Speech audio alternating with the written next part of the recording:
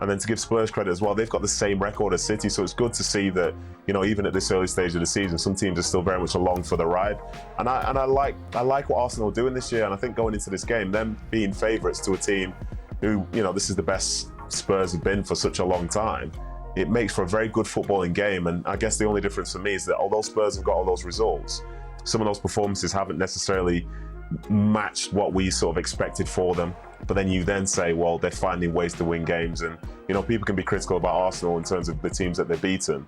But I think there's this thing about perception within football that, you know, you only do well if you beat the teams who are in and around you. But if you beat the teams in the bottom 10 twice over, that's 60 points.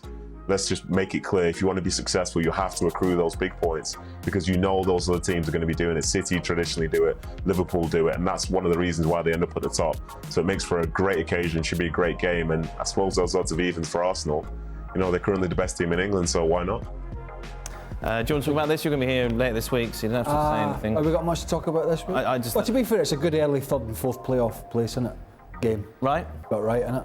I don't know. Where are Liverpool in that conversation? Well, that's not a criticism, because, you know, I do agree Arsenal have made pretty easy work of games I think last year they would have maybe not have. And I'm really looking forward to how Jesus' performance again, the way he just ruffles up defenders, and how Arsenal have moved the ball and got it up to him, and his movement.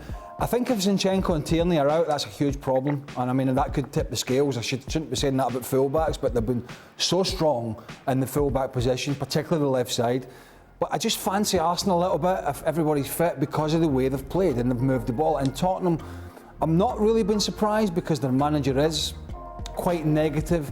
They just have more firepower to change games. I've said that to you. When it's all going wrong, he can go to the bench. A bit like Southgate did in this game at Wembley against Germany. It was all going wrong, he went to the bench.